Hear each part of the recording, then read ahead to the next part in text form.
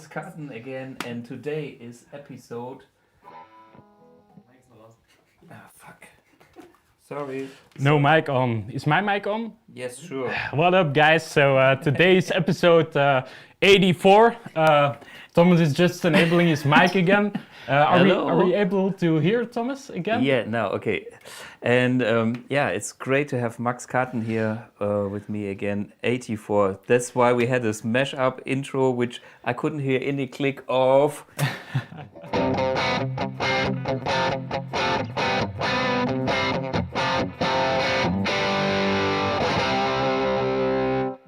Right, Jump from the 1984 album, of Absolutely. course. That's why I chose it, yeah. Yeah, exactly. So obvious. Today we have a couple of things on the agenda. Of course, always AC/DC when you are in the house, because he knows the AC/DC better than I do, and maybe better than most of you guys do. Because you are playing in a AC/DC tribute band called Yes. Back and in Black. Back and in Black. So the concept is we play AC/DC.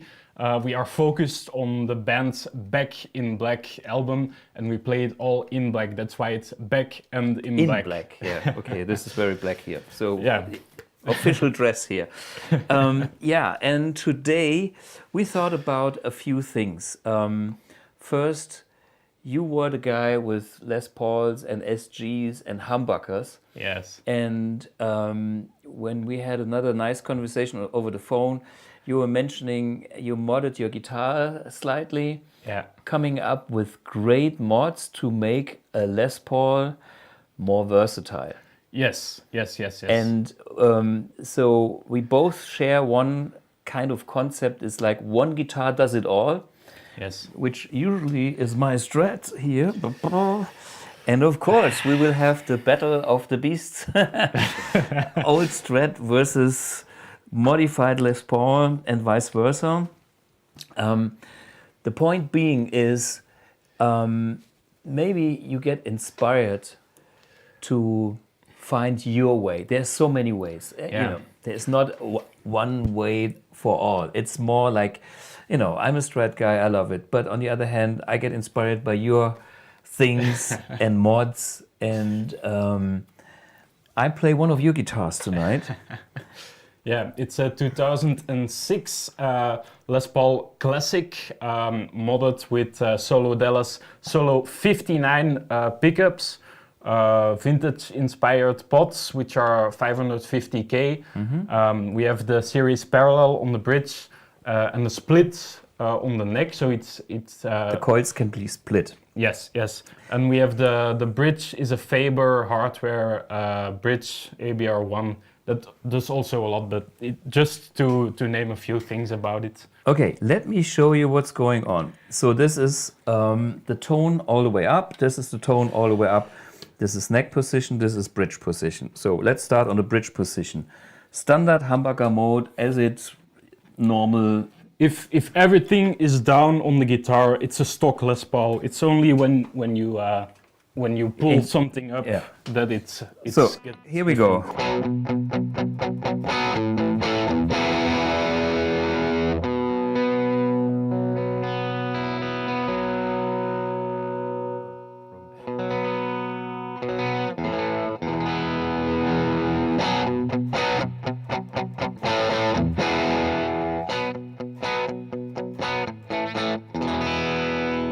I noticed one thing, those kind of screws or pole pieces are pretty far out on this one on the cover.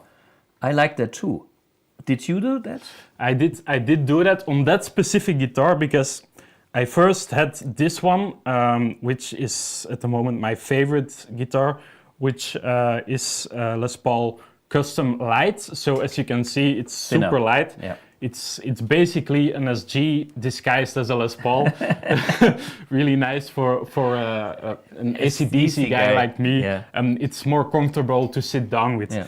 But the neck pickup on this one was really bright and clear, and I wanted something different from this one. So I got Solo 59 instead of Solo 71. Yeah. So that's PAF instead of T-top. Yeah. But the neck pickup, I still thought that it was a bit thicker than this one, so I tried a few things and I like this. Okay, so guys, I have also tried to set the screws in different heights, and I've done another episode where I showed it.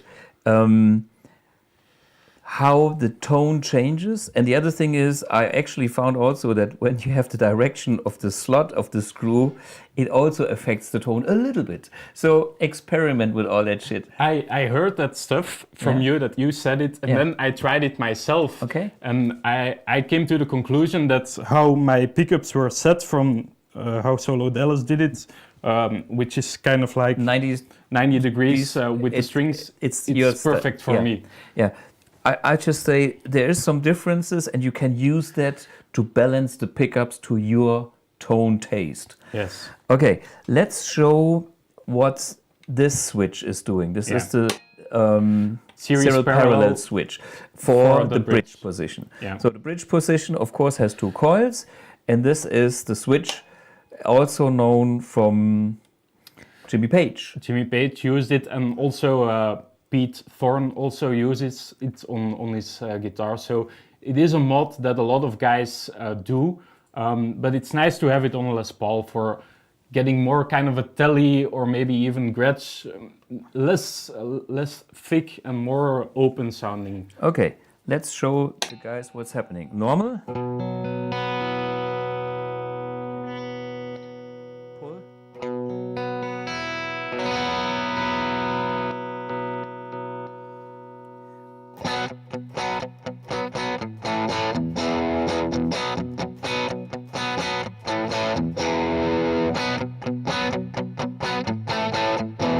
Back.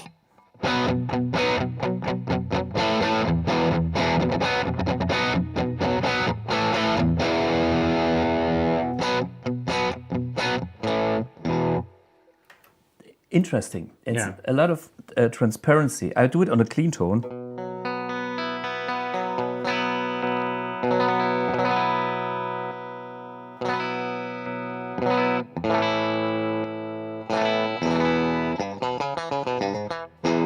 Yeah, it brings some clarity, similar to single coil. The nice thing about this one is also that since it's parallel, you don't have any buzz. So that's nice, because if you do a straight up single coil bridge pickup, you have buzz, and also it's always too thin sounding for me. Yeah. I do love it in the neck, because if you have a single coil, not all of the overtones and all the stuff is filtered out by the second coil, and that can really be super nice in the neck.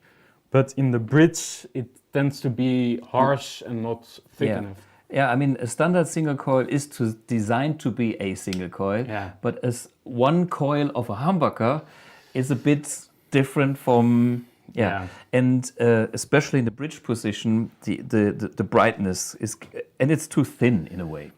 And one day I will do another experiment. So guys, give me some time, which will be, I will start with a proper single coil, like the one that I have on my guitar, and then try to find another coil that will make a nice humbucker tone. But my foundation would be my original single coil from a Strat, and then blend in another coil to get there. Yeah, and that's one of the points with the whole reason that I at one point I decided to go towards one guitar, because I was so inspired by you and your Strat stuff that I was like, okay, I want this Strat thing too. But I went down the rabbit hole and I realized that I'm simply not a Strat guy, and I also have a 335 and everything, and I realized that the thing that made you so great on the Strat is that it is your instrument. You play it all the time, you're familiar with it, and that's why I thought I'm going to do the same thing, but on the the bass on the Les Paul. Yeah. And like you said, you find ways to take your home bass, which is single coils, and go everywhere with it by using the dummy coil and and things like that. overdrive pedals and whatever and whatnot. And I go the other way. So Sure. you add a coil, I delete the reduce, coil. yeah, or change the order of the Yeah. coils. Yeah. So I want to show too the parallel thing, especially for a few tones that I like with it. So Yes. if we, this is full humbucker on this one.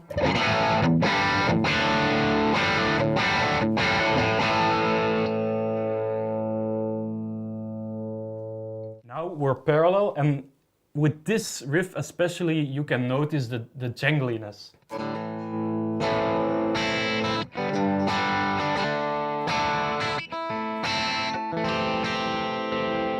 Humbucker again, I will switch between them.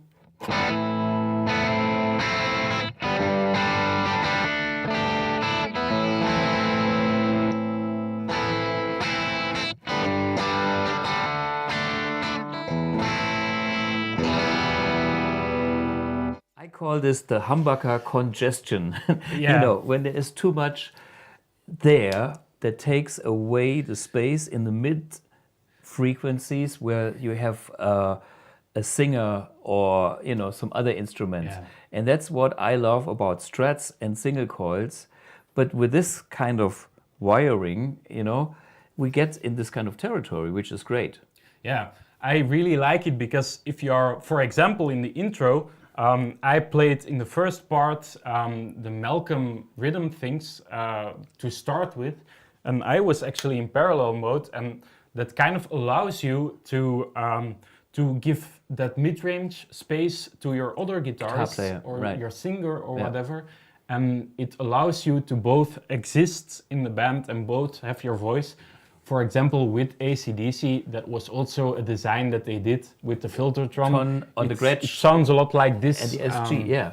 So yeah, that's my whole point with it, and Yeah. it's the first thing that I did to get more single coil telly type of thing out of my Les Paul, Right. because I wanted, like you, to have one instrument and maybe a backup and That's all. everything with Yeah. it, get familiar with it, and you can focus on playing. And like you do too, in the studio, you can bring out all your Whatever, guitars, yeah. whatever, but live, It's hard to adjust to another guitar because you are in a good mood, you adjust to the instrument, you feel connected to the instrument, and suddenly you would switch to another instrument and I'm losing some of my musical quality because I step out of the world that I feel comfortable in by changing an instrument. You start to think again, and this Thinking is is no what good. what I like about this whole concept is that with all this gear and everything, I want to stop thinking and to start focusing on making music and connecting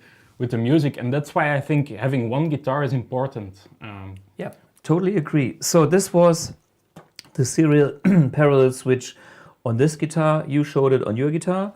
I now use the split for the neck pickup. So why is a split, which means there's only one coil engaged, good on a neck pickup? Because the neck pickup has the widest move of the string. So there is tons of energy anyhow.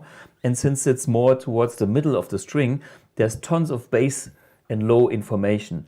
So anybody using a neck pickup is mostly looking for less low end and less mud and more clarity. More clarity. Yes. So therefore we can kind of accept or like the split mode where we lose a lot. And let me show you on this guitar.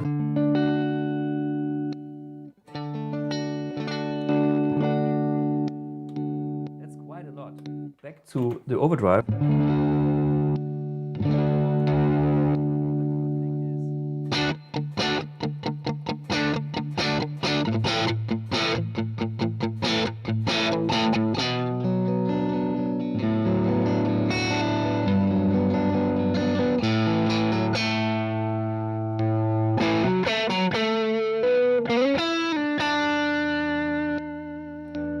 You can clearly hear single coil humbucker qualities, and Yes. it's not too thin. One thing I would add to this is that if you are using split coil and less so with parallel, but if you are having problems with the difference in volume, maybe try a compressor on your clean channel. Well, the thing is that my whole world is with drive. I like a natural sound that I can roll back. My volume is my gain for it's my clean channel to my medium low gain to my same here. Same like you. So I never use a clean channel, but if you are using a clean channel and you need that volume adjustment, either you have two presets or a compressor does help a lot. Indeed, it makes the difference less noticeable, because if you're on an edge of breakup, you will also have less problems. But a lot of guys are talking about this. Oh, there is a big difference. There is indeed a big difference, but these are ways to come around. I have a question about the wiring on this guitar. Yes. Is this 50s wiring, 60s wiring, modern wiring? This is 60s wiring. Okay. And so the reason I like 60s wiring is because when I sometimes roll down to 7 on the tone controls, and I simply do that depending on how loud I can play and how harsh the sound for my speakers is and everything, and sometimes also just for solos and stuff. Excuse me. I find that between the single coil and humbucker and parallel and humbucker, there is less of a difference when I'm switching. When I had 50s wiring, I noticed that the reaction of the tone control It's more intense. It's Affects doing everything a totally different thing when I switch. I'll show you what the tone on this one does.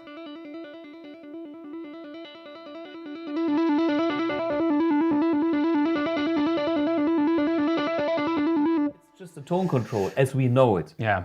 Now I show you my Les Paul. Yeah. Which one is it? This one. This has 50s wiring. Yes. And this is what I like personally, using the standard, not split and serial parallel thing. Okay, let's see here.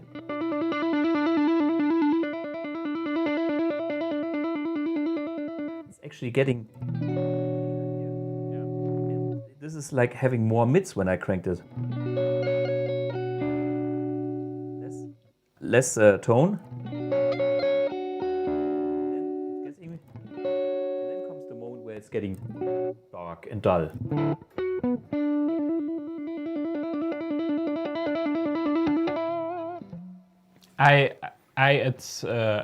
Before I started the whole series parallel thing and the split thing, well,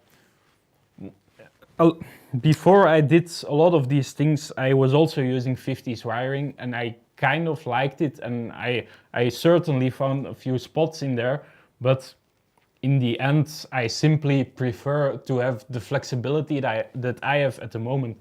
But you can experiment. Maybe it's not a problem for you. It's just that I like 60s wiring for my needs. Sure. And that's why I went. And this is the whole point here. There are several ways, and one way is probably better for you, another way is better for somebody else.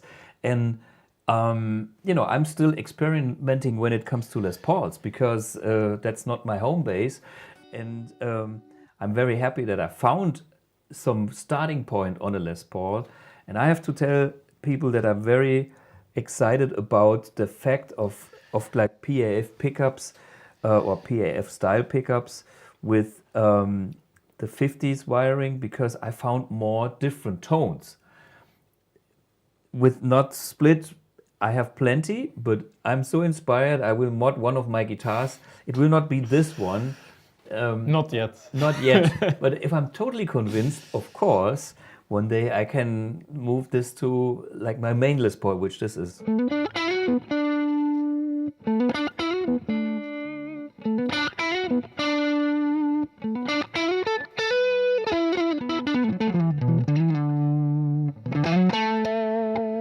What I also like with the 50s, just to show you, when I put the tones on 7 on both pickups, middle position, and then maybe even reduce the volume, or this knob here moves let's put everything like on 7 and this also. There's tons of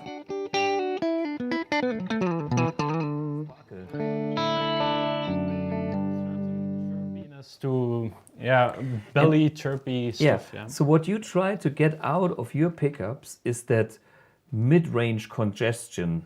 And this is actually happening a little bit with the 50s wiring when the tone is not all the way up. I show you the difference.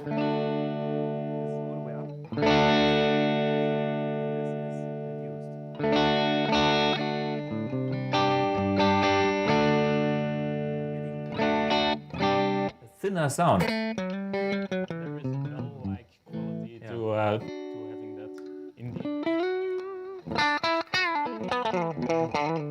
Anyway, if you get used to that and that is your sound, then you can really do a lot with it. Sure. And I tried it for a long time, but this seems to be the thing. I was impressed when you showed me. It makes a lot of sense, and I have to try it out myself, and maybe you guys too.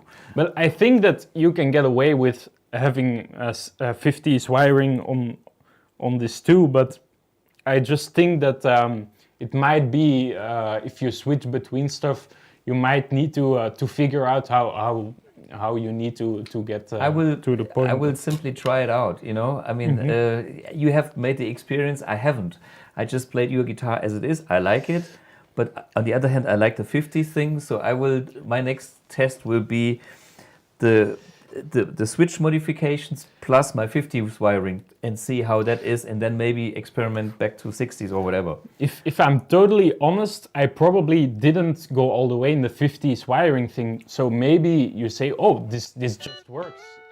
Yeah. Maybe because you totally get it more than I do. No, I don't think so. I just search for my tones, and when I find them, I'm happy. I'm just like anybody else. It's just on the Strat, I think I spend so much time with it, and I have so much tried. And all these experiments give me another % here, another 5% there, and over the years it ends up to be me as the Strat guy that gets somewhere. Yeah. Yeah. So, but yeah. By the way, we had the Storm by Solo Dallas engaged, which is the pedal that is kind of needed for AC/DC. Yeah, it's the Schaefer wireless Vega diversity system that they modeled in a pedal, and it's really nice for thickening up sounds. Maybe I can demonstrate it before I remove it. I was just about to remove it, but no. We should first show it. So this is this guitar like standard, and I play something like this.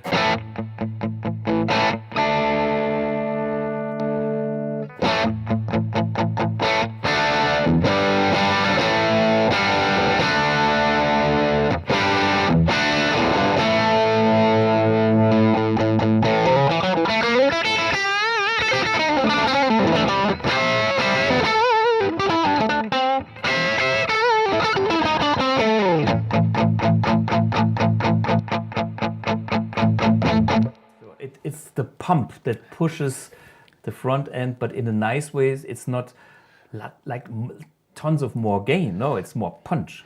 I tell you why I prefer this one over any other booster, and that's because if you, with a lot of boosters, when you engage the boost and you roll back, it's not, the same dynamic is not there.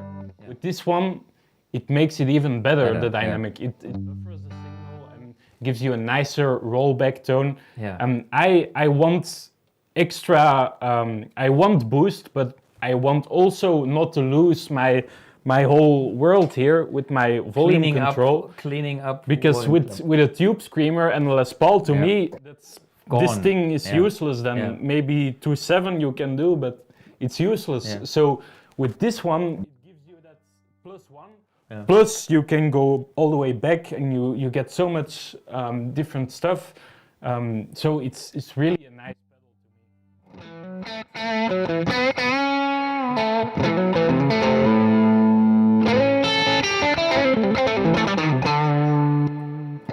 me. lot of this pedal, which is great. I could use more of the M.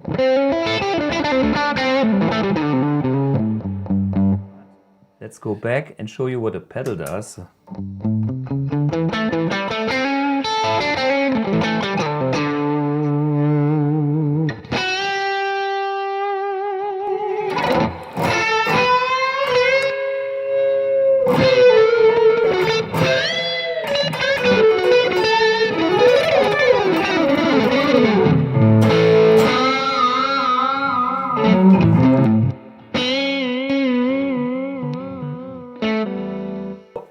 Now try the rollback thing and try to get a really nice clean.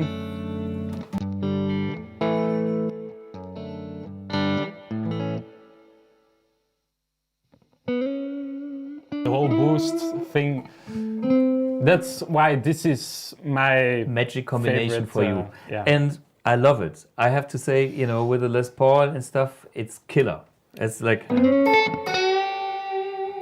it makes any humbucker guitar sound more expensive. We can check now how the world sounds on a Strat. Yes. And let's check the same setting, and then we will find out, oops, we have to change because a Strat is not a humbucker guitar. And everything might be a bit different. Do we have questions? I Yes, think we have a few. tons. My God, there was a recent Tim Pierce episode where he showed how to use an EQ pedal to nearly get a single coil product. Ah, yeah, okay, sure. See, there is so many ways to shape your tone, and in the end, it is the elements of tone are EQ, compression, saturation, and of course you can have this in every stage. You can have it in the guitar, you can have it in your preamp, you can have it in the power amp crank, you can have it in the pedal.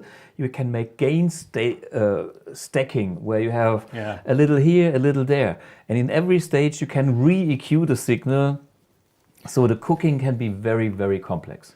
But one thing with the EQ pedal is that it can do a lot of stuff, but there is kind of a certain element that you can add stuff to a particular tone, but to take stuff away is very difficult in terms of pickups. I mean, if you have a humbucker, it's difficult to make that more clear sounding with an EQ or anything.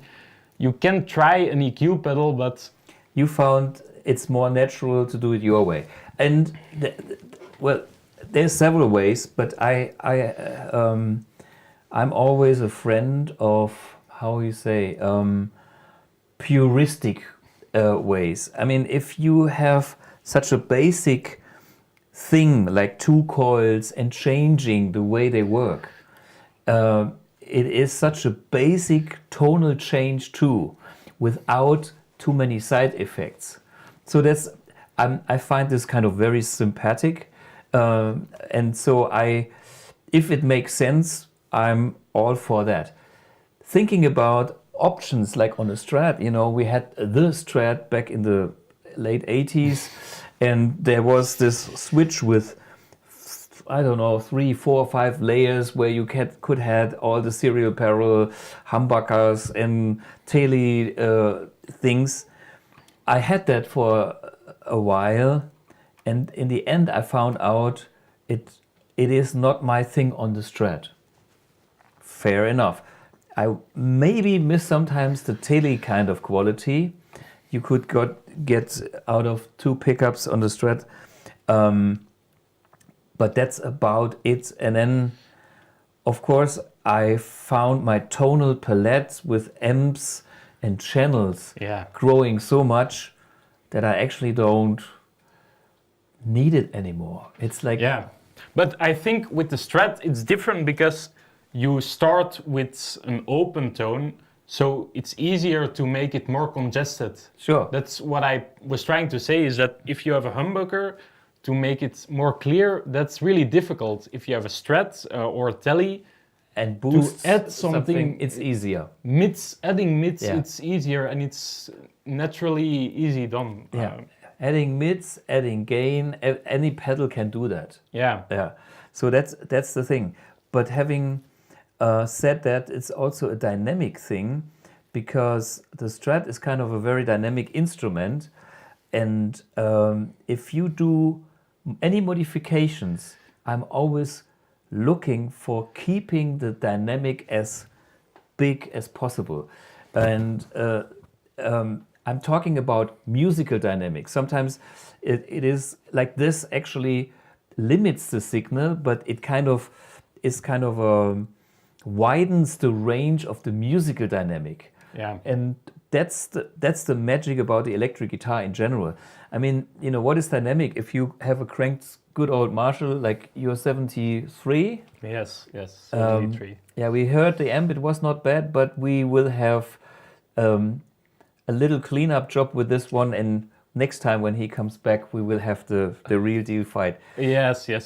But also right now we have so much to talk about with the guitars. We and the save this pedalboards. for next time. Yes.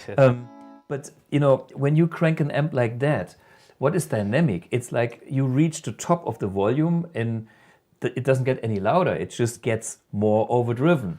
And in physical terms, that's not dynamic anymore, because the volume doesn't change. But in musical terms, there is a lot that changes from clean to overdrive. And that's what I mean about... Yeah, it's the tonal dynamic that really interests me too. Sure.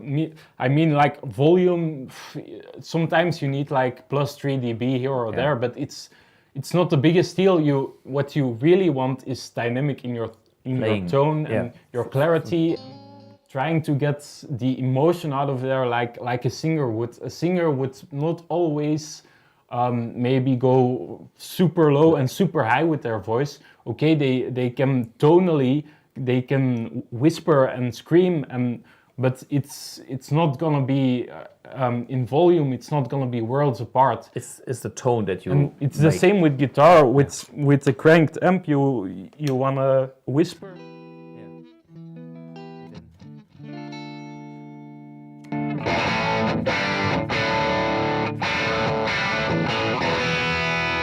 And that's the dynamic that we're talking about here. Yeah. And this was, just to make it clear, this was just one sound of the amp, and the tonal change came from the volume control on the guitar. Yes. So that's totally my game.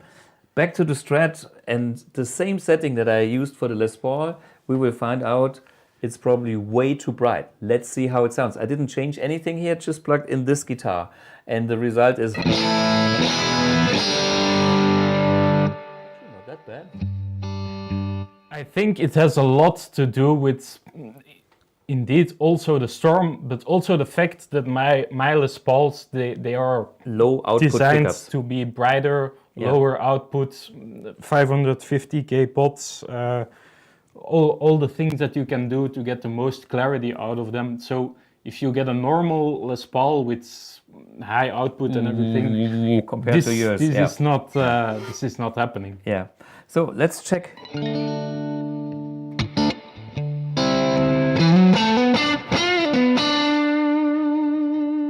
Without. I use my built-in boost. Gain. The funny thing is, suddenly I get my congestion, which I sometimes want from a Strat. Yes. But that's the good thing here. I get a thick tone without congestion. Yeah. And that's an alternative thing. I'm saying I love this and I love this.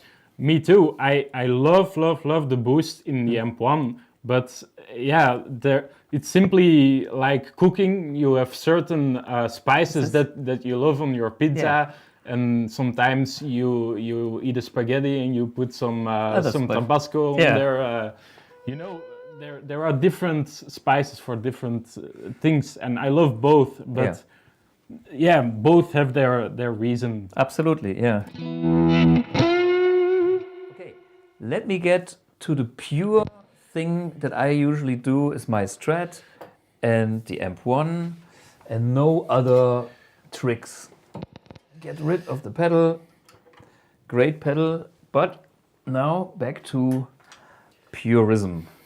I mean, I could plug into, I use the switcher maybe, but the switcher doesn't do anything. It's just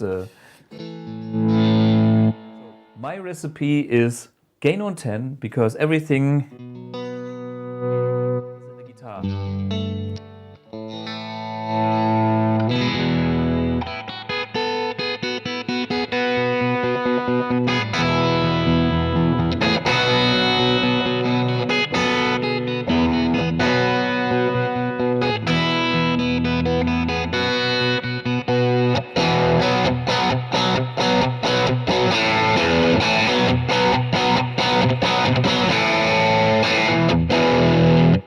So, it's not too bad. No. And I do really like your sound like this. The only thing is that when I plug my Les Paul into that, I don't get the same thing. To get that tone for me, I would have to go classic channel boost, but I leave my gain on 5 Sure. because That makes sense. you have less output there and you can edit. Like I said, you can edit, but Yeah. subtracting is difficult. Yeah, and I use my treble bleed, which is on the volume pot as well. And I of course, have that too. a you have treble it too. bleed, yes. What's the value that you're using on a Les Paul? Let me 250 think. or more? It is. There is a resistor of about a 680 Yeah. is the value, and then I have a resistor. It's actually a little pot, super small pot, and I find The sweet spot. per pickup per Yeah. guitar. Yeah. So it's a 250k pot, but it's somewhere around. I think it's around 100k most of the time. Okay, but you have a capacitor for the treble bleed as well, like a treble Yes, cap. Yeah, of course. What's and that's the a 680. 6? Okay, and then you have the pre-resistor, and this is adjustable. It's parallel. Yeah, Yes. yeah. And that's, of course, you can have a little spice of, because 680 just is too much. It's way too much. But with the small potentiometer, I can dial it into exactly what I want. Yeah. Okay, you get the recipe. Nice. So the funny thing is, we have kind of the same bread and butter approach. I mean, when I play my thing, this is how I usually do my sound: is gain on 10, and the boost on, and I do the rest on the guitar. I have the EQ is slightly different because we played Strats, but let me see.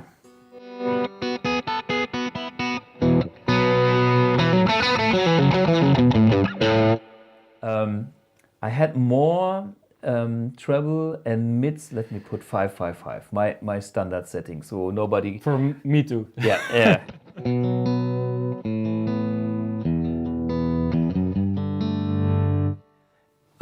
Sometimes I hear the comment that my guitar sounds big as a compliment, and sometimes I have to admit that my guitar is too big when I play in a band that has keyboards and another guitar player. Totally normal stuff. So the 555 is my 3-piece band setting, and sometimes I reduce the treble to 4 or 4.5, and that's it. That's my world. Yeah.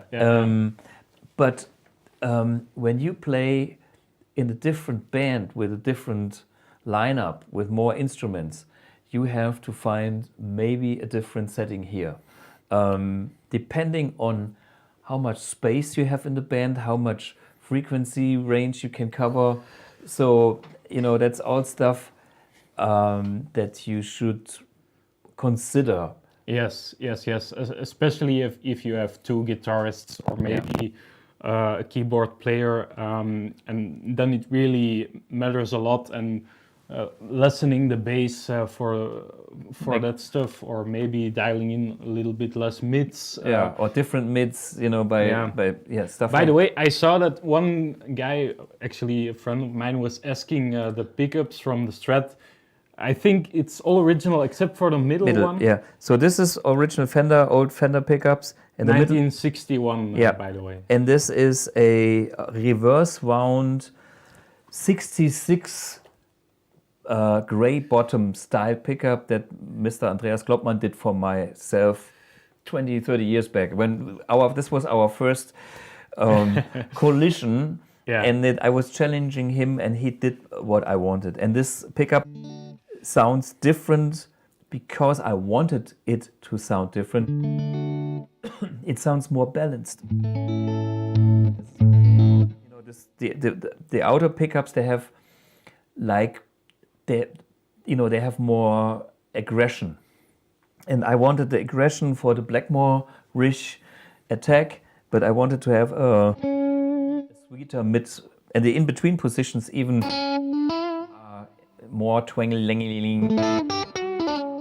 That goes back to our whole concept that you started with, is having your one instrument and trying to make the most out of that one instrument. And this is one of the ways that you did it, and also the treble bleed and then the dummy coil. And so that's my story. But maybe I can show you that I can use, this is my basic setup, sometimes with boost, sometimes without boost. The boost gives me actually more range in both directions. I show you. This is like on 10.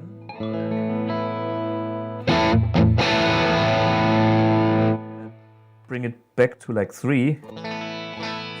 When I engage the boost, I have a lot of sparkle. Even more.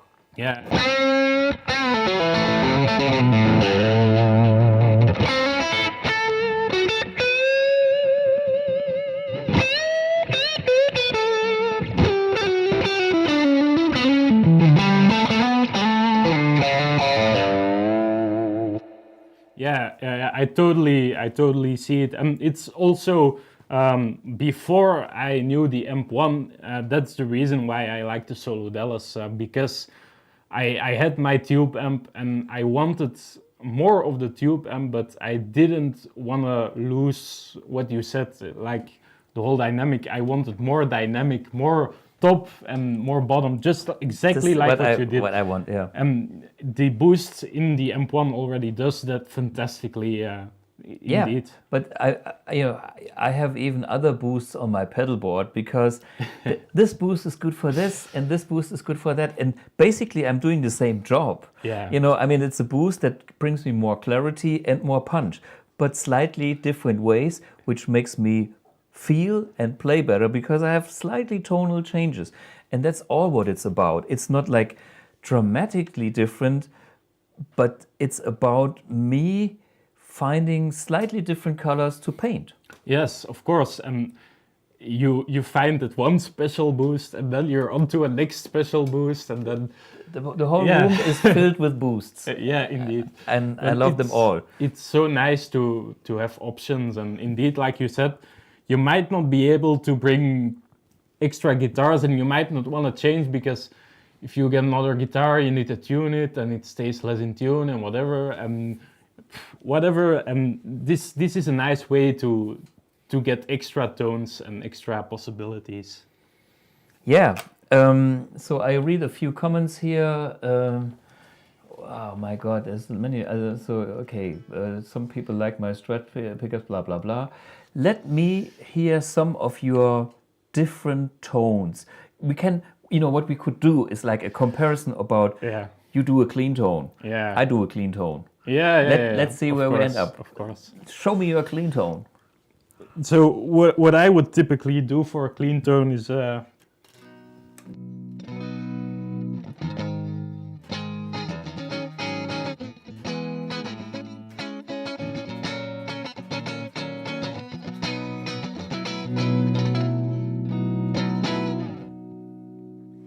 what would I do? Is my clean tone set to max? Okay.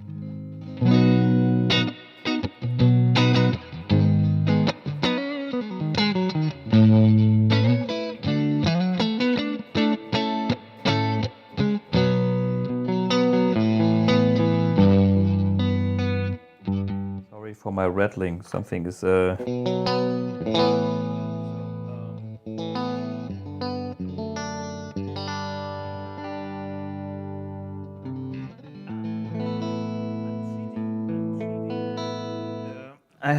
I still have my my remote on here, and I I just get rid of the whole thing. Because, why? In the last episode, You went low gain or something. I went low gain. So, you know what? I show you. This should not be low gain anymore. Let me see. Because now I'm back to Thomas Blug normal. Let me see.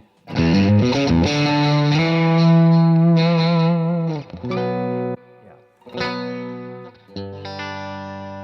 So, this is like my...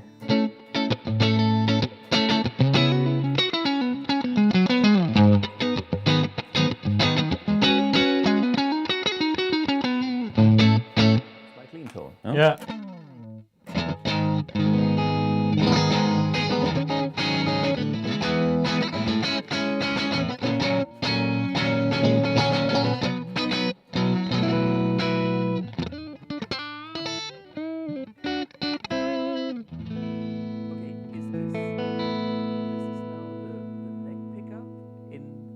Normal mode or split mode? Split. Okay. Yeah. Just to make clear what we're hearing. So this is kind of a single coil from the Les Paul on the neck position, but in split mode. Yeah. How would that sound in normal mode? So people see the picture. So split.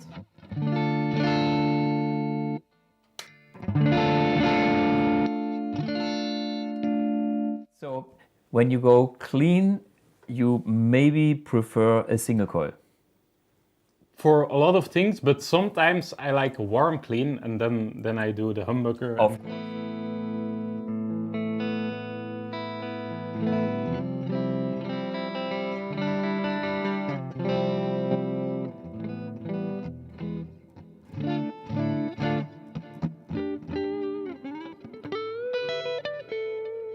Question. I see you are using the vintage channel on the amp1. Yes. And not the clean channel. I don't. I have tried so many times to love a clean channel, but I simply prefer vintage plexi dial back. Yeah. The difference in my amp, because I do agree, that's also 90% of my clean tones as well. So there's nothing wrong about that. But now I try to show you guys the difference of a real clean channel versus a dial-backed vintage channel. So this is my clean channel.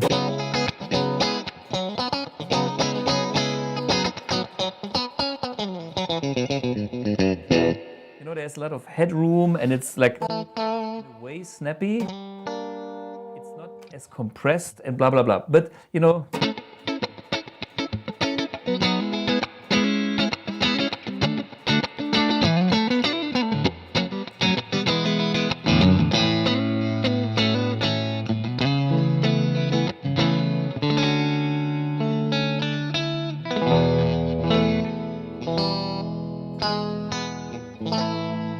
that's a classic clean tone. There's nothing super special about it. I could have a better cabinet for it if we want to try to max it out. Like a Fender twin cabinet, actually, which is this one behind me.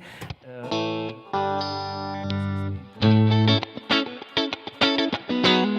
know, this kind of clanky.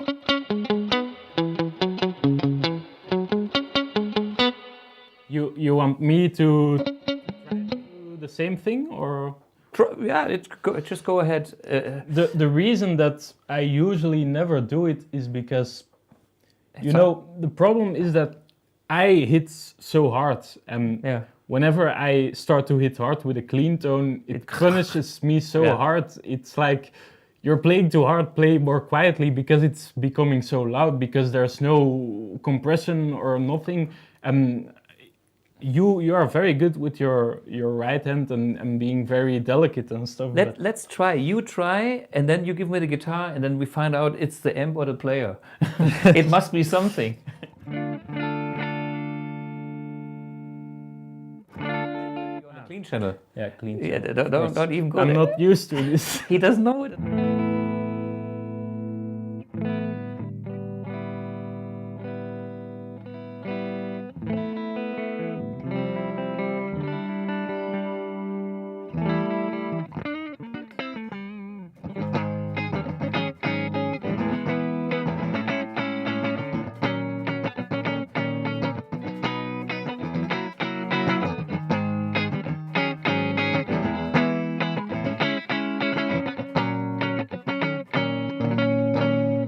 me the guitar. Yes. Let's have a. Let's have a.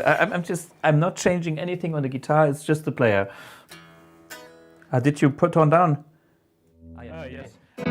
Now it's in humbucker, so you can split it if you want. I start on normal position. I put I put a humbucker on. I put everything on 10, and I start.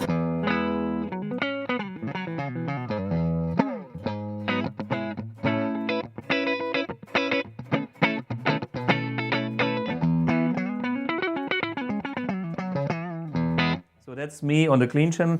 Let's do the split. Give me more. Give it to 10. Behind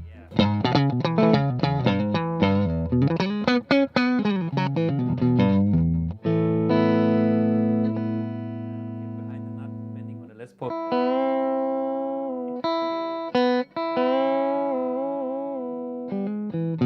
Another reason why I play a Strat or a Tele.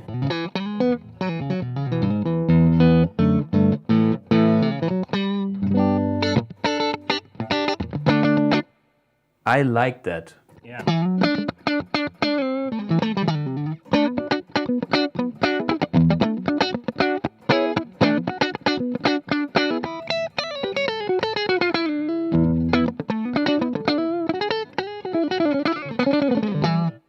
Pretty snappy.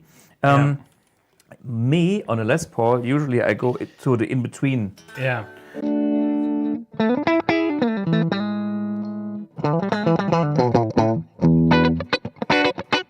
And maybe reduce the volume.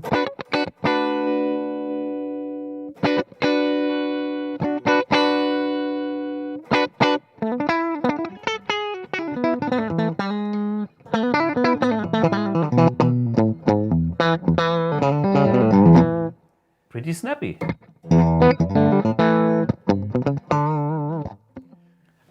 The thing is that you are a great clean player, but I'm not sure, but whenever I play on a clean channel, like a friend of me actually said this Max playing a clean channel. It's true, I despise clean channels because they are so brutally honest. I am so hard hitting, and I'm like, sure. There is nothing in it for me. It's demanding me to work hard. And Yeah, no. It's. I mean, what I like about what we are doing now is showing the instrument, the gear, the player. The whole thing needs to be a full concept, you know. And it doesn't make any sense to torture you. If you don't feel right, forget it. And if you don't need that clean channel on the M1, you have, you know, the vintage channel. But that's the fun part, is that, like with the Strat, I was always thinking, wow, it does get so nice, clean sounds with the M1, and I tried so many Fenders and Voxes and whatever, and I never liked the clean. And I thought, wow, this must be the thing, and it is probably the best sounding clean stuff that there is, but still not your cup of tea. I'm just a rocker. That's okay. So let me show you. We this clean on this. This is the kind of clean that I usually play, which is my standard setup: gain, vintage, full, and I just turn down the volume.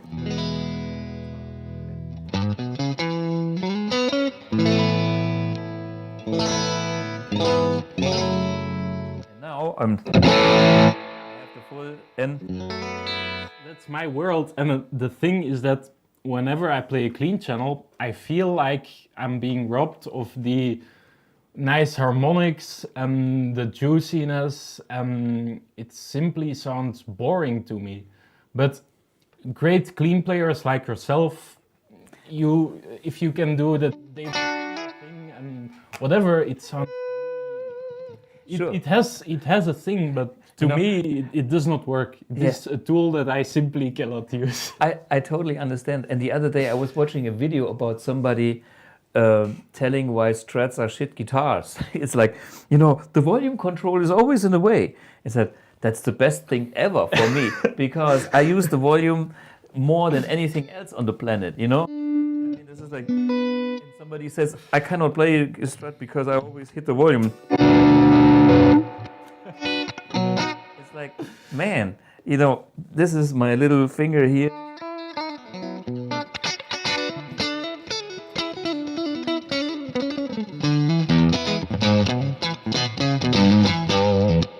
That's the fun part, is that at the one hand you're like, oh, I love having my volume here, and that's indeed, and you have your switch very close, and I love about Les Paul the fact that I have my channel switcher here, so I can simply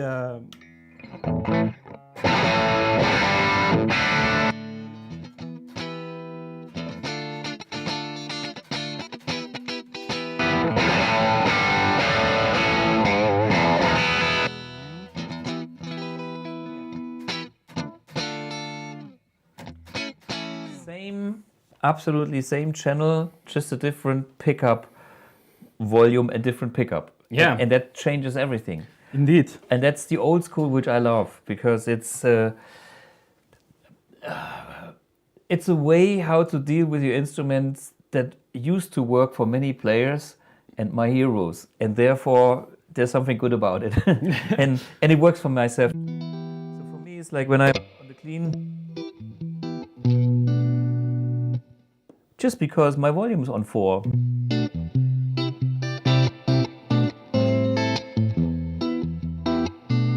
then 5, 7.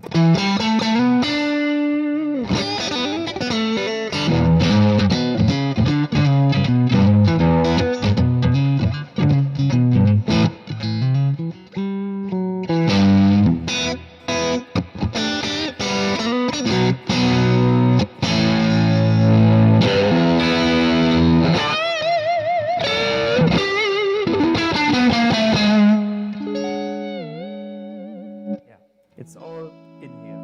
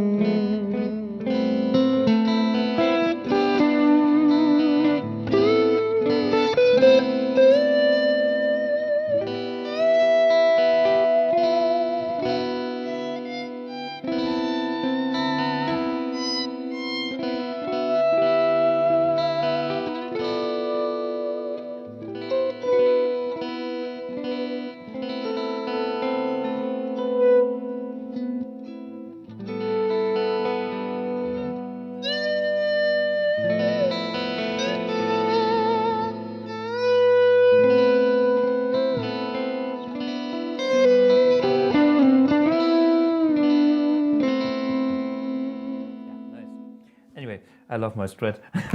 And something that I must say about Strat players is that it's probably the most vocal instrument. The way it is designed with the volume there and the switch there, it allows you, and also the bar, and it allows you to really, and also you have the comfort cuts and everything. It's actually probably the most vocal guitar to express melodies and everything. You know, for me it was, you know, there's great guitar heroes. There's Jimmy Page, there's Angus Young, there is, you know, all the Les Paul guys, Diggy Betts, and, you know, I'm talking more old school than, you know, but this is, you know, the guys that I was impressed when I was a teenager and I grew up with. On the other hand, there was Jimi Hendrix, there was Jeff Beck, there was Ritchie Blackmore, and David Gilmour. Of course, all of those people played other guitars, but I found that most of the tones that hit me were the Strat players. That's what was my socialization kind of thing. Not saying that I was very jealous of a few humbucker tones, like when I heard certain things of Santana even, or from, other people said, man, with your lousy Strat, I'll never get there. Where is that rich tone? Where is that? And so there's good and bad in both guitar designs, I think. I think it's the most important to find an instrument that is home to you. Exactly. And then find the things that lack from it that you want from the Strat. For example, the things I just did with the neck pickup. Yeah. That's not stock to a Les Paul. That's with the mods. And it makes total sense. I would do the same mods, so I copy some of your mods. No, because I totally get the concept, and me as the guy that uses Les Paul as a Les Paul cliche, but not as my instrument. The Les Paul starts to become more and more my instrument. I opened that door for me, and the wider I can get it opened by some mods, the more happy I am. And this is very inspiring, and this is great because you've been there, and for me, I can learn from your experience, and for me it makes sense. I hear it. Okay, let's do it. But much like you said, most of your heroes were Strat players. Most of mine were Gibson players. For example, Angus Young, of course. But also very early on, Slash was a very big influence to me.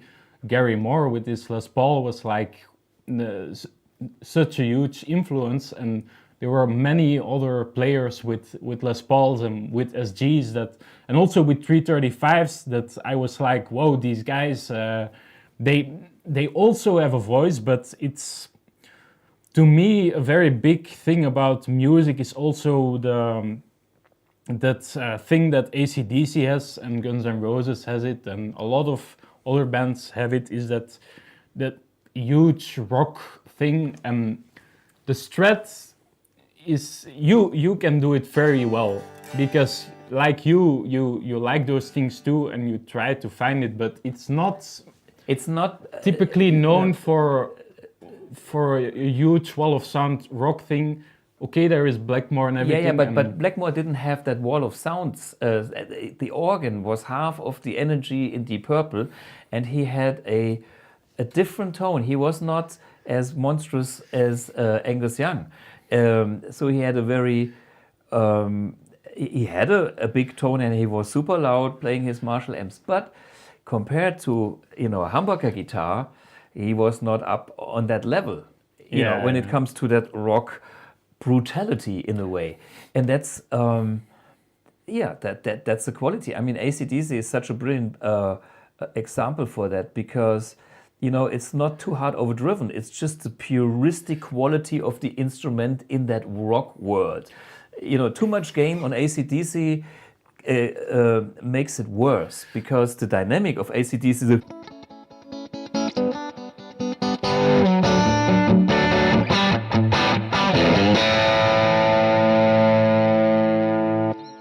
the whole thing with AC/DC to me is everything is less is more. Yeah. Start from zero and build it up until it's enough, and don't overdo it. Don't start from everything and cut it back. It's always try to go underneath it, and if it's not enough, then add just a little bit more. Exactly, also with the amp, that's why my gain is set on 5 here. Yeah. When I first got my amp 1, I put my gain around 7 or something, and I was like, oh, I like this really. There is a nice clarity to everything, and blah, blah, blah, blah, blah, blah. But you found out less is more. Then I turned it to 5, and it was like, wow, this sounds huge. All the detail is there. Whenever I go beyond 5 with my instruments, with my humbuckers, I find that I lose I don't gain extra stuff. I only lose after 5, and Right. that's even because like you can go 10 on your guitar and Or- it still sounds nice because your guitar and the way you play works with it. But if I go 10 on this one,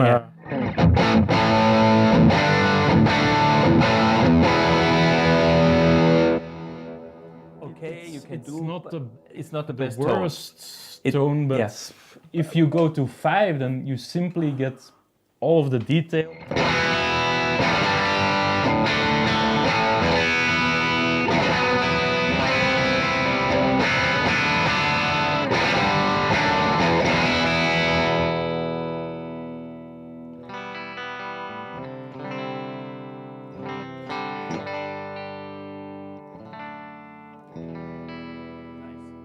Yeah, I totally agree. This is why I always say 5 is a good starting point for humbuckers. And okay, let's see. I had a question here for Martin Czernoki with a Strat. Most people have a problem with Strats on the higher register because it's getting too thin. So let's make my Strats stock and play the high register, like from the low.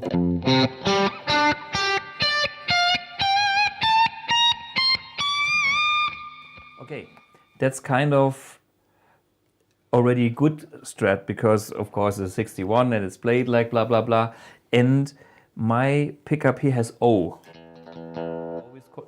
And when there's a vocal quality about O, even in the high register, it kind of puts my voice down a little bit. And even with it's based on that. If you have a Strat with a vocal quality of A, and then go up here, it hurts. That's so. My test is always, can I play one thing on the Strat, and then when the Bond is in there, that's the kind of this pickup, this guitar talks to me. Otherwise, I will torture myself and other people with that ugly noise. So that's one choice in Stratocasters. Next thing is when I engage my dummy coil, I lose a little bit of that treble, which is again with a dummy coil, without a dummy coil, with a dummy coil, without a dummy coil. You can hear the fizzy, Yeah. And this is why I love the dummy coil. When I need more clarity, I turn back my volume, and I have my treble bleed, and I have a fantastic clean tone with nothing. I stopped to talk like this because I wanted to show you the sound of no dummy coil. And it's exactly the same problem. Yeah. We have the same problem. So the dummy coil is a perfect thing for me because it puts the range of the guitar in the usable range. And that gives me more confidence to play that guitar. And okay, sometimes a tone also has to hurt a little bit. Even Angus Young, he is fighting and it's like, I mean it. And it should be a bit ugly and it should hurt a little bit. But if it's over the top, there's the point where it's no fun for nobody, not for the player, not for the listener. And therefore you have to choose the right setting, right guitar, and it starts of course with the instrument. And since I know that the Strat is kind of a delicate thing, Strats can be shit, total shit. I'm watching to find the right platform. And that's exactly the same with Les Pauls. Yeah. A lot of Les Pauls are shit. They are too big sounding and they are shit. By the way, somebody asked if this was a thinner Les Paul. Yes, it I is. said it at the beginning, but it is a way thinner Les Paul. It is SG size, so it's my SG type of Les Paul. I will get my other Les Paul here in a second, just to show that it can do the same things for the guys who are just joining in and maybe thinking, because it is a little bit thinner, and also because the pickups are T-top style pickups, they are less congested in the mid-range as it goes, they are more aggressive. but still, still it's possible here. For example, the clean tones that I was doing.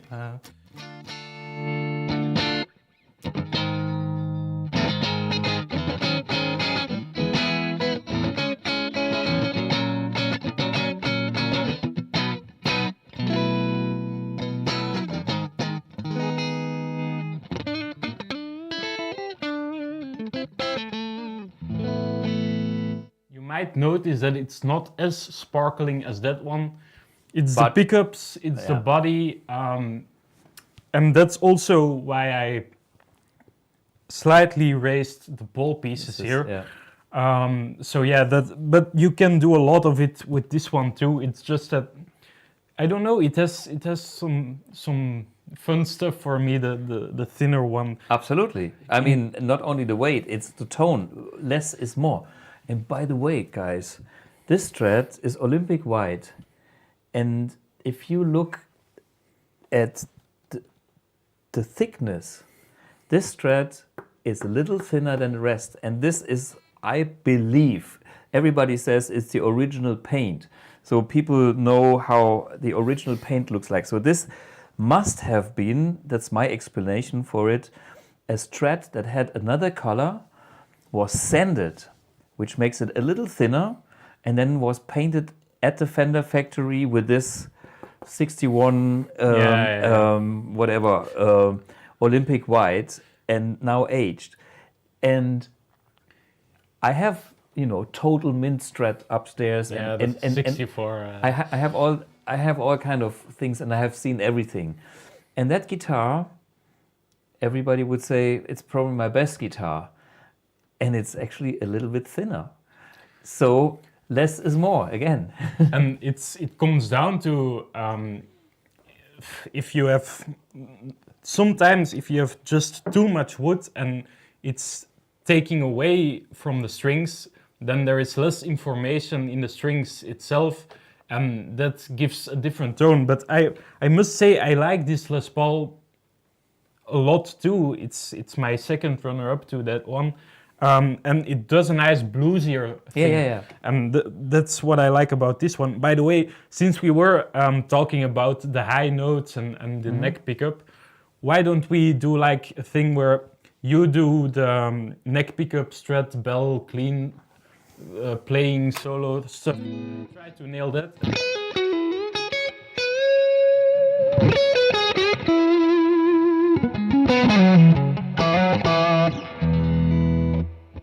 Nobody can beat me. Ha!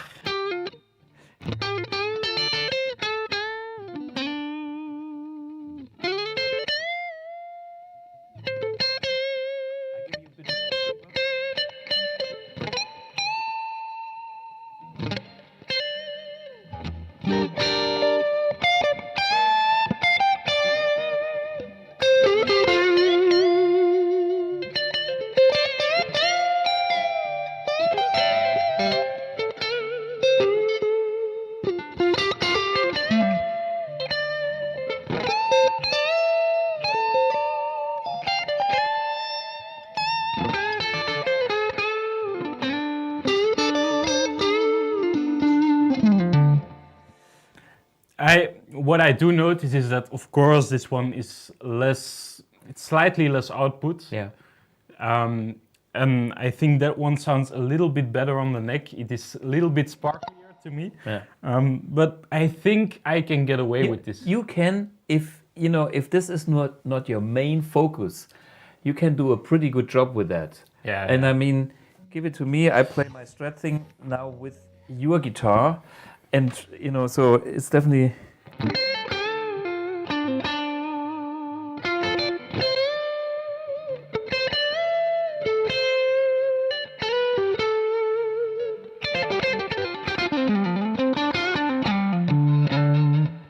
The string action is very low. To do that, it needs a little bit more action. Yeah.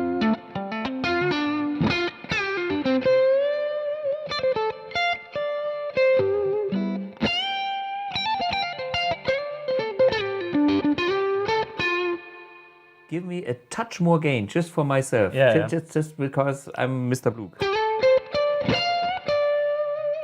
See, now I have my bluesiness.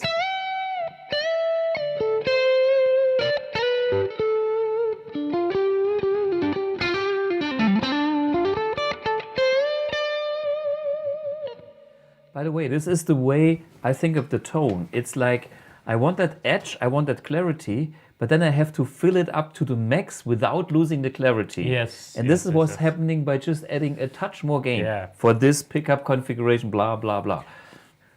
Would you mind to try out the other one? Because I think it's slightly better on the neck, but I just wanted to show that this one can do stuff too. So we go rhythm pickup, we go and have the split.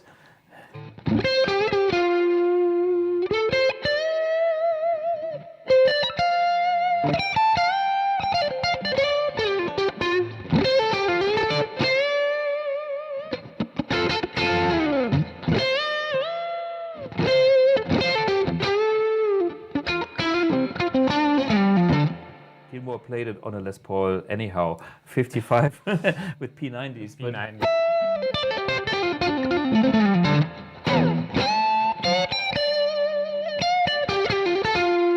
Back to the regular humbucker, just for the guys that we...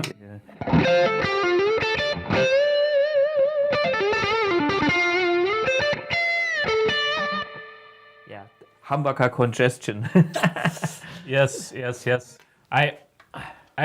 If I'm honest, I can hear a little bit of the. It is less neck pickup. It's less singing. The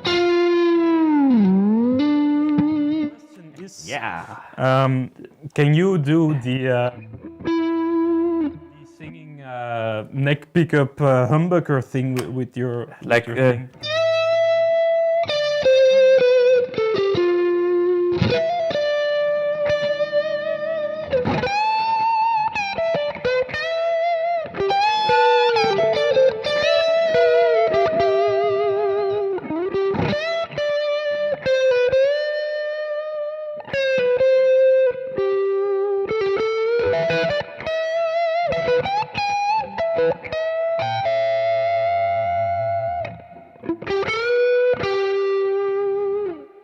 But not as good as you.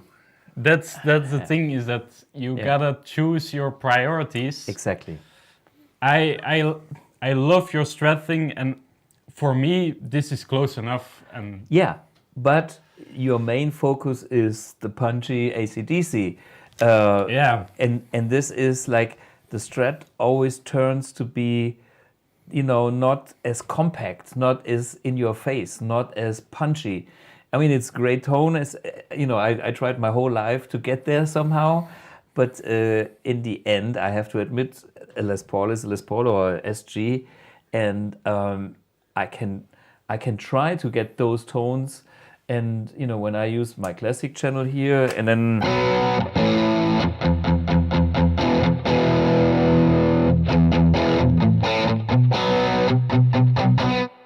But it's, it's.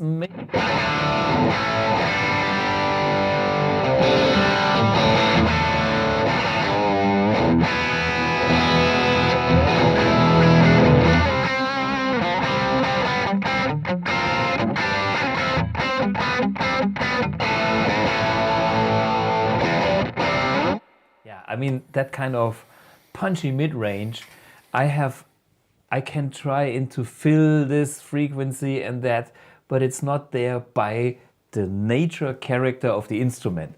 And therefore, I can fake it, like you can fake other things, and do my own thing with it, of course. But I have to admit, I'm not getting there as... But so do I. I admit that I'm not getting the Strat, the Strat bell-like, super amazing, clean, sparkly stuff. I'm not getting it, but it's nice if you are a Les Paul player to have a few tricks to get close. And likewise, if you're a Strat guy, find a few tricks to get the Les Paul thing. Sure. I found a question here in Musica. How can I make the Amp 1 Mercury edition sound more like a 1959 Super Lead and less like a GTM 45? So first is, which channel are we using? Maybe we use the vintage channel. The next thing is, depending on the guitar, go to 5. Next is maybe use what I've done with the low gain mode and reduce the gain structure of that channel by having you press and hold the boost button and dial back the gain from here instead of the gain on the amp. But this is all about what guitar pickups configuration to have. But that's something, when I have an amp here and I try to match it, it is, if I don't find it here, it also depends on the amp, of course. If I don't find it here, I use the low gain mode, and then I'm so close. That's for sure. I played a lot of 1959 Super Lead clones and original type of things, but to be honest, I like the sound more in the Amp1 Mercury than most of the clones and reissues, and there are some old ones that sound really nice, but this sounds just as good as the best that I've heard, which this one is up there with, with the best one, and it sounds exactly the same. I would think that if that guy was here in the room and he would show his favorite 1959, you would outdo him with the Amp1, I think. Yeah, the biggest issue or the biggest problem I see with people is they would use some gain here and have the master low. And then you will never sound like a Marshall, a 100-watt Marshall, because you need the power first. Only if you compare the same volume, the same wattage, then you are in the same ballpark, and then you can adjust the gain. So sorry guys, you can't compare whatever apples to peas or strawberries. That's why I like the gain around 5 and having headroom. some nice master. And this is something to make it sound like a super lead. You need that. I mean, and he writes compared to a GTM 45. That's a lot about the headroom. The GTM 45 that sits here, how many watts? 30 watts or something? 38. Something like that. It's a loud amp, but it's a muddy amp. And the super leads, they have a clarity, an authority, and that's headroom that's coming from the power amp stage. And this means crank your amp 1, don't even think about playing below 5, because that's 30 watts, go 6, 7, 8, and then start to fiddle around with the gain and stuff. Of course it's shocking, but this is how it sounds like that real deal. And this is what we are doing with the A-B switcher when we do our A-B comparisons. And by the way, there is a video where I played this AC/DC thing where I had I think it was the Mercury compared to my Black Flag. And I'm switching back and forth all the time, and man, I hear more difference in my playing than in the amplifiers. It's like that close, but this was master, you know. You gotta do it the right way. So I would say if you have a humbucker or a guitar, start with the gain around 5 and push the master up until you find your thing. And if you then want more gain with the master high enough, then you can do that. But to have the gain at 10 and it's farting out, and it's not the same brightness and attack. I have a question here that is Strats. I wire the tone knob to the bridge pickup and get rid of the icy pick sound. Yeah, that's a very, very, very common mod, which I know, Mick Taylor, that pedal show, does, many players, and it does help. But I am the vintage, authentic guy when I have such a quality instrument and it's not needed. And my dummy coil can do that kind of ice pick protection job. With my Strats that I have used, I always find that when you connect the tone pots,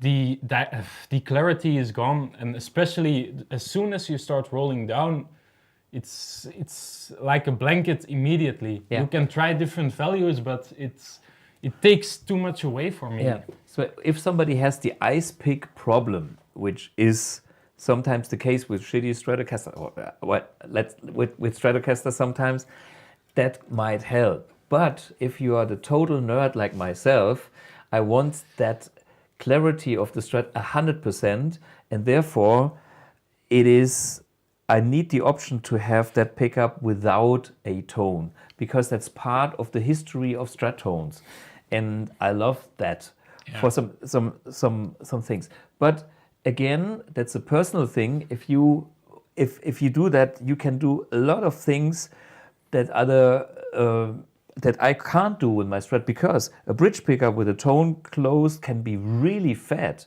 can be a great blues tone, blah, blah, blah. And it's much easier to handle if it's a master tone. I have a Strat upstairs where I can switch between the original wiring with no tone controls on the bridge pickup to a master tone control. I have an episode, which is an earlier one from last year, maybe 10, 12 around. I have seen it, the episode. And you can, I showed the difference. You can hear a tiny difference, and I know why I like it the classic way. Yes, but indeed, to me, it's also with the Strat, I would rather either search for a better Strat that has it immediately, that O quality also that you were talking about. Maybe just find a pickup or a string size, or maybe change out the saddles or whatever. Just do anything you can just to make that bridge pickup workable before you start adding the tone control, because it's to me it's just muddying it up. Yep. I see a question here which I don't really get. Johnny Chimpo 577. You can definitely make it work with the Iridium. Both pedals have a lot of gain, so you will either have to dial back the gain to use on top of distortion, or crank with the clean channel. I didn't get the I think it's about the Storm. Yeah, maybe about the Storm or other pedals in general. But the point here is, if you have too much gain, and they're talking about Iridium. So everybody is afraid of the Iridium of having too much gain, because it's a high gain amplifier.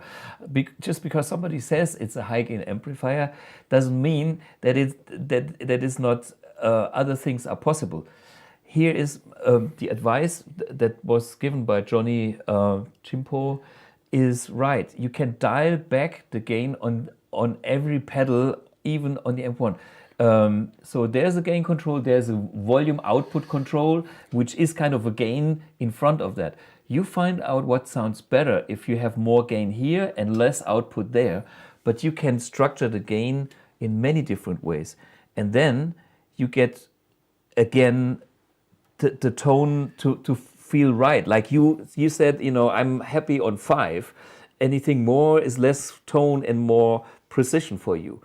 And I had a great experience the other day with a jazz player, actually, that fell in love with the Iridium. And he first started with a clean channel, and I said, man, this clean channel is so fast, it's so good, blah, blah, blah, blah. He was raving. I'm not a jazz guy, so I can't tell. He played, and it makes total sense. Funky, warmth, everything there. And then I asked him, okay, what else do you need? Then he brought his solo SLO 100 Soldano overdrive channel, high gain, then some other stuff, blah, blah, blah, and all this. I used the remote, I programmed the vintage channel to 0 gain, yes, all the way down. I reduced some of the classic gain and some of the modern gain. And this guy played fusion with a sweet tone, totally suiting his style. And now he can get rid of all his pedals on the pedal board because he has the best clean tone ever. This was his starting point. And he had his pedals on there for a week, and after a week all the pedals were gone. So there is a lot of flexibility, but again, the message is reducing gain is most of the time solving the issue, either on this gain here or on some pedal before that, or with the low gain mode. I can do so much with that function or with this combination. The Iridium, it has gain if you want it, but it has tons of clarity too. I have an Iridium at home, and like the same with this one, gain on 5, and I get really nice also Marshall type of sounds, and heavier if I wanted to. Especially the modern channel is very nice for chunky stuff, which I love a lot, and the cleanup is also amazing. It's just that the Mercury is more vintage. It has unpredictable high end that is nice and sparkly, and I love that. And the Iridium is just, the high end is more shaped, shall I say, and the low end is also more, it's more rigid in the low end, and it's not too much gain, just dial it back and it works, you know. And like you said, you can do low gain things with MIDI and with the remote one.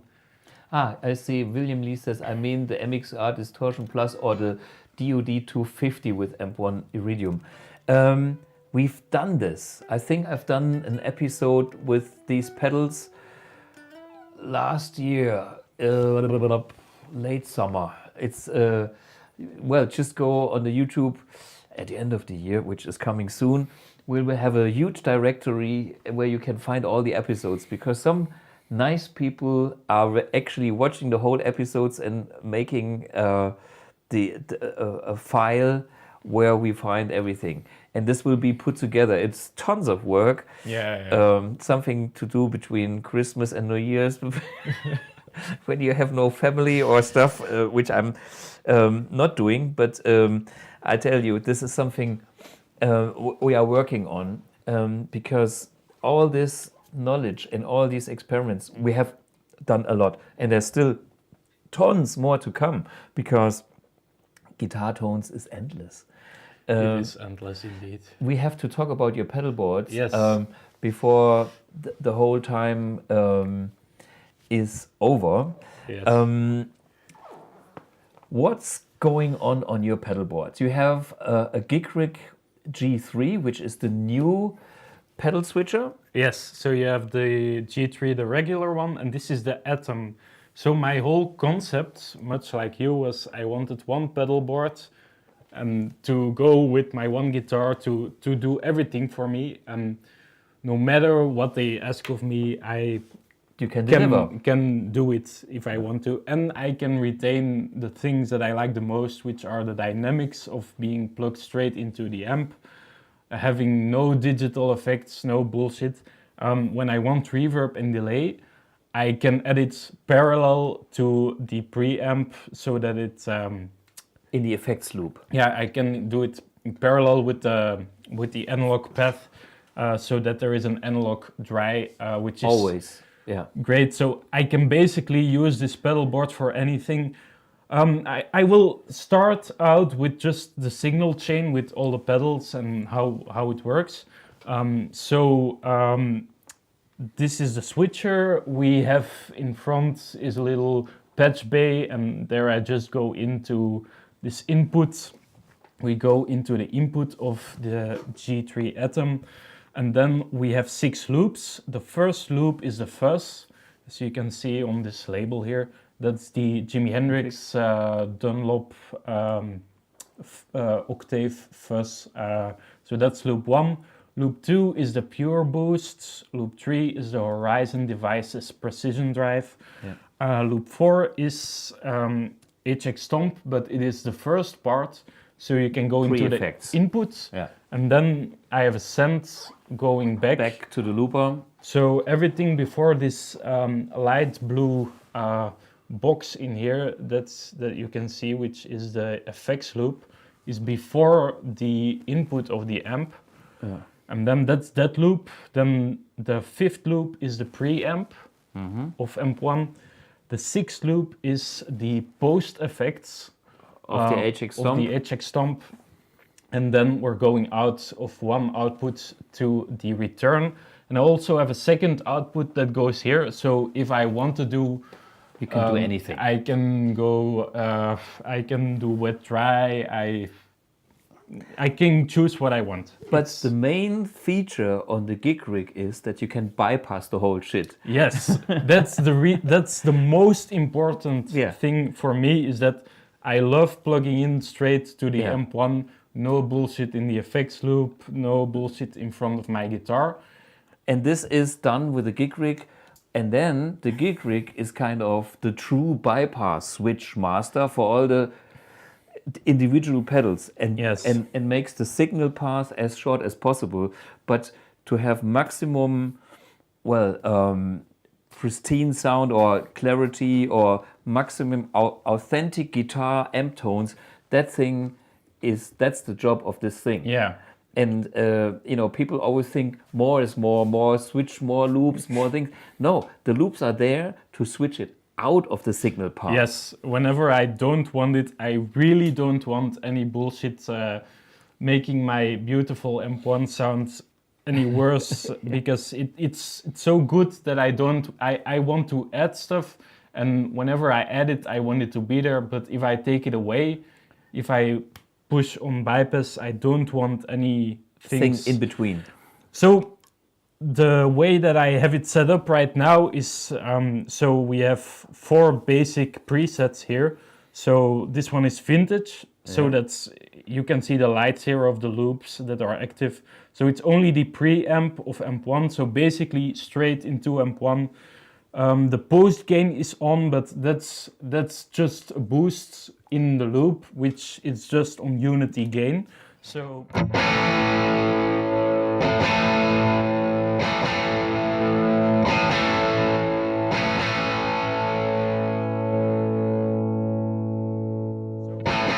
other than volume, it doesn't do anything. And the reason I have it on all these things is because this is another nice thing, is that I have spillover. So I have, whenever I come back from a sound that has delay and reverb, it blends it in. Yeah, so still the delay tail kind of still is listenable in this new preset. It's not a cut. Yeah. That's cool. That's really nice to me. That's the way to do it. I have vintage, classic, classic with the boost. Yeah. And then I have classic with boost and the pure boost. Then if I tap that once again, I have the Horizon drive. And modern. And it's on modern now. Yeah. So as you can see, you can have 2 presets per button. So you press one time and you have the first preset. And then you do twice, then you have another one on the same button. Yeah, and what I do is basically on these 3, which are my main 3 sounds, if I press a second time, I simply get the same preset, but with the post effects just added in parallel with the dry path to the in the loop. So as you can see, it's simply this blue light of this HX stomp, which is, as you can see, I have a delay here, which is a simple delay, and then I have reverb. Both are in parallel mode here. And the nice thing about the HX stomp is that now that it's in parallel, I have volume control here, and I can actually control how much effects I have with an analog, with just a button.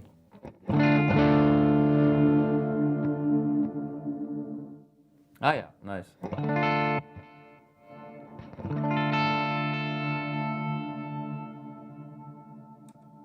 And I have my spillover, which is really cool. Yeah. But the nice thing is that if you're on a gig and you're like, oh, this is just too much, I just bent down a couple of notches back, and it's really nice just to have a knob to do that, and I don't have to go through menus to just get the mix down, that's really great to me. So yeah, we have vintage.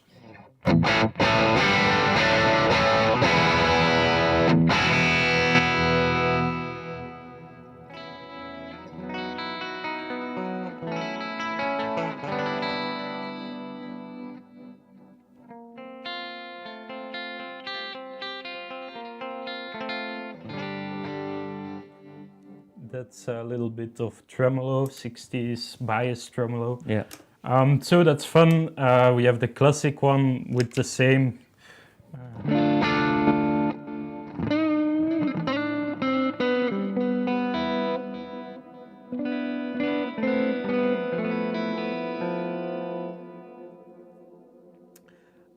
Yeah, the spillover function is killer. It's really cool. Okay, what I see here is you have a compact pedal board that is capable of basically doing all you need and keeping the puristic sound quality of the amp and your guitar. And that's, you know, something to get flexible without downsides, without losing sound and without having a humongous rack system or whatever. So that's part of the concept. The nice part is that I can take this and go direct without a cabinet if I wanted to. I can play a cabinet and have a feed. I can simply practice with headphones. And I always have the same rig, which, like the guitar, is like a combination, and you feel more connected with it. You can work on the same stuff, and you get to know it. And the nice thing is also that I have the ability to have this tombox mode, which I can, with this fifth one, I'm adding in the first part of the HX stomp, and at the moment I have a flanger in there.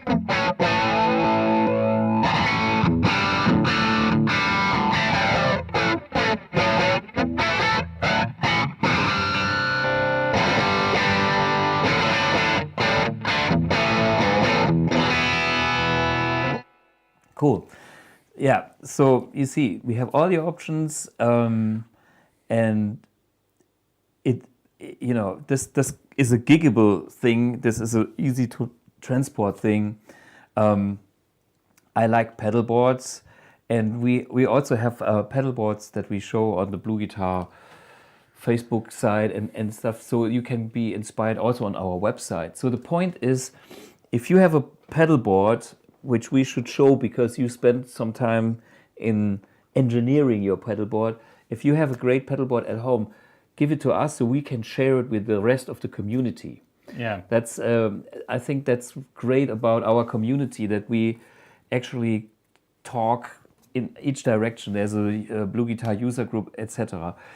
I have to say another thing, which is before doing this episode here, we had a very quick recording as a reaction video to Rick Beato's top 10 AC/DC riffs.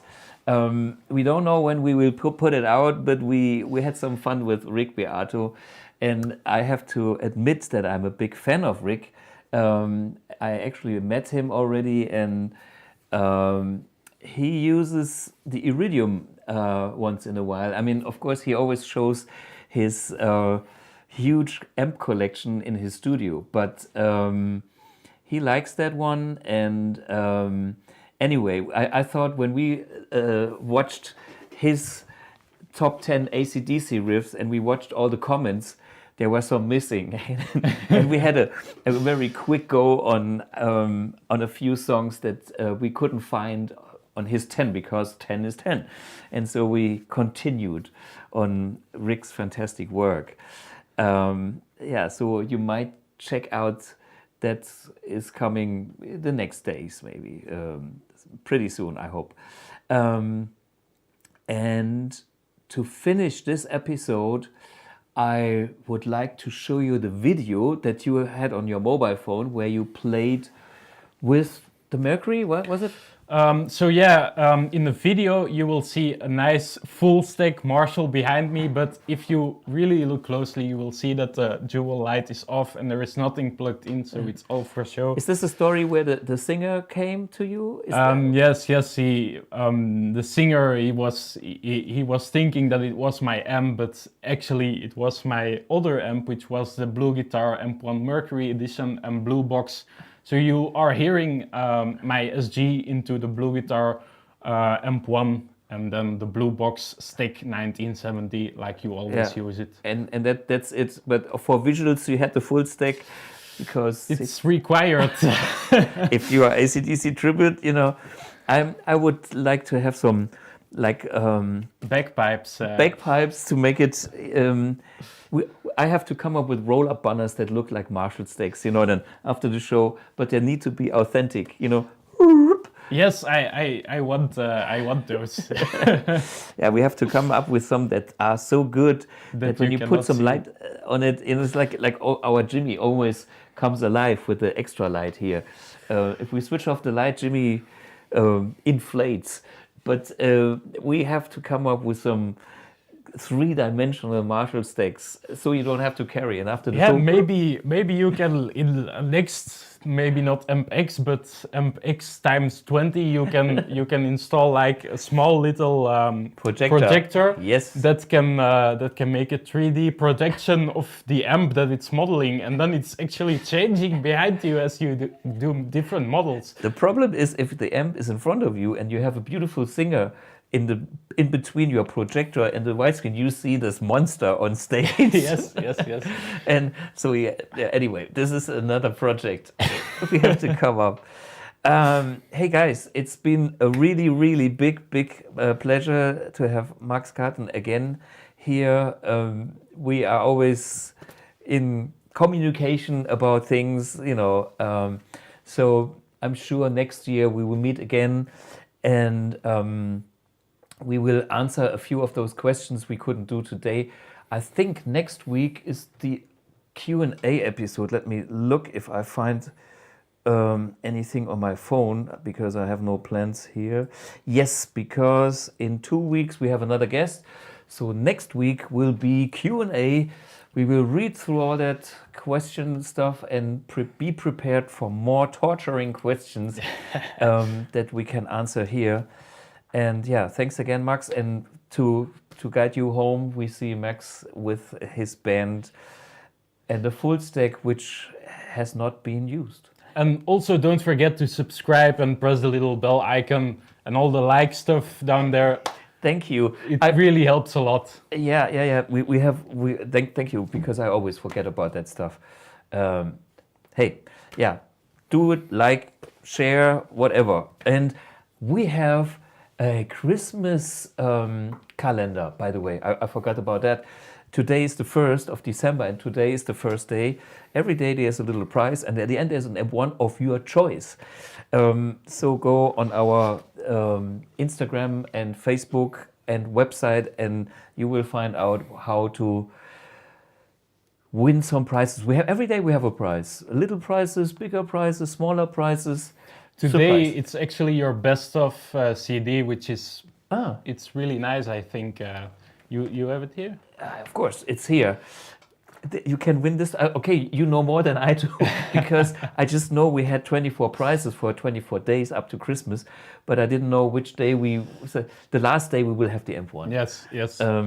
So the best of is not a bad CD, and for those who don't win a CD, you can still buy them on our web store and download MP3s, blah, blah, blah. And for those about to rock, we salute you. Exactly. Cheers, guys. Bye-bye.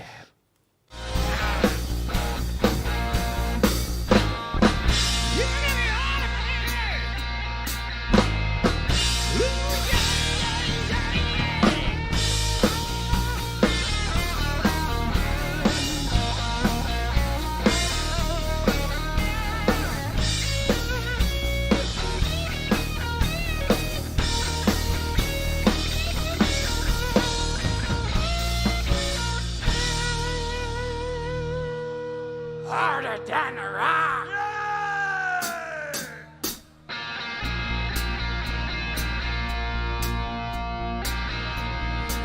When it's harder than a rock.